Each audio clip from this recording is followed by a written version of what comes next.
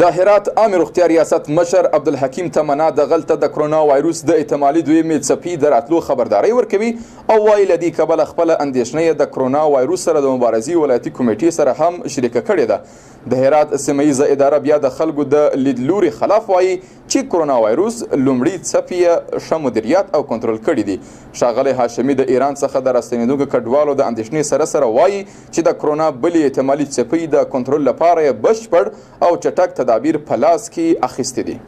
نور حال د ناصر ارمل په ریپورټ کې.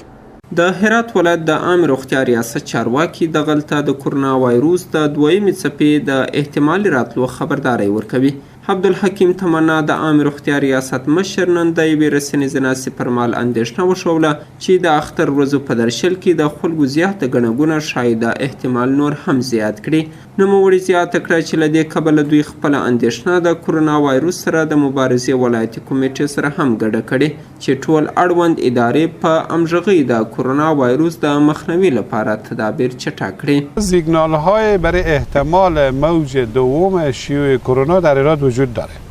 و این روز چهارشنبه در کمیته پیار یا تیم تکنیکی سرطان سر از او بحث شد و نتایج از اون ما دیروز برای مقام ولایت و کمیته ولایتی کرونا ارائه کردیم و ابراز نگرانی کردیم. این سیگنال ها بحث عید قربان هست و امکان رفت آمدها.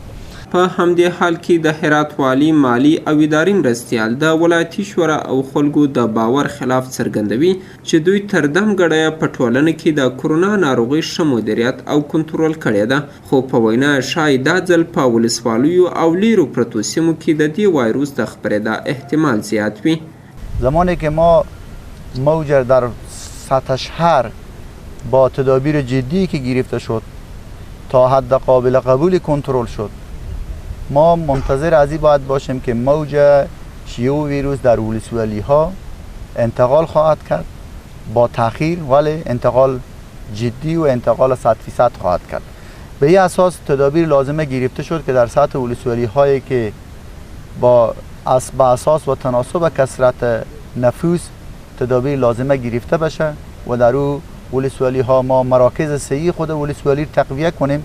در عین حال مراکز مبارزه با کرونا را احداث و ایجاد کنیم، از نظر دوا، امکانات،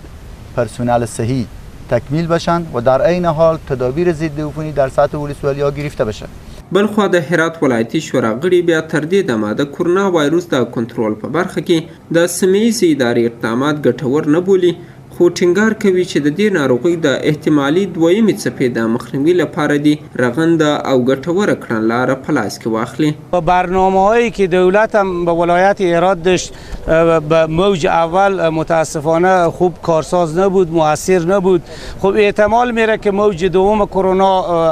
به ولایت هرات بیایه، به افغانستان بیایه. چی خوبه که دولت ما برنامه‌های داشته باشه که بتونه این دفعه مؤثر واقع شه و رضایت مردم جلب بکنه و برای کسایی که متاسفانه اگر قرار باشه که مریضی وخیم داشته باشه فوق العاده رسیدگی بشه. افغانستان کې د ډیرو په ګمان د کرونا وایروس د ایران څخه د راستنېدونکو کډوالو سره راغلي. داسې راپورونه شته چې په ایران کې د کرونا وایروس دویمه څپه بیا زور اخیستی دی. د هرات د والي مالی او اداري مرستیال غلام داود هاشمي دغه راز وایي چې دوی په دې هکله له مرکزي حکومت سره خپله اندېښنه شریکه کړې او هیله یې ښودلې چې دا ځل به د کډوالو او راستنېدونکو وزارت سره په همکارۍ له ایران نه راستنېدونکي کډوال ښه مدیریت کړي. برگشت مجدد مهاجرین ما که مجددا به وطن عودت میکنن به ارتباط اگرچه اداره محلی هرات و کمیته مبارزه با ویروس کرونا در سطح ولایت هرات نگرانی‌های خود بارها اعلان کرده، وزارت محترم امور مهاجرین و عودت کنندگان با شخص وزیر صاحب موضوع مطرح شده که نحوه پذیرایی از مهاجرین که عودت میکنن، چک صحیحشان و همچنان کمک‌های لازمی که از طرف وزارت محترم امور مهاجرین و عودت کنندگان و مؤسسات همکار بین المللی برشان صورت میگیره به نوع تنظیم بشه که اینا در ولایت هرات نمانند، خصوصا در شهر هرات نمانند و اونا رو ما بتونیم به شکل درست از مدیریت کنیم که به زودترین فرصت بعد از بررسی‌های ابتدایی کمک‌های لازمه به ولایتشان انتقال داده باشند. رد کې د کرونا وایروس احتمالي دویمې څپې اندېښنې داسې مهال راپورته کیږي چې راپورونه وایي ایران په یو شمېر ولایتونو کې یو ځل بیا د کرونا وایروس دویمې څپې زور اخیستی.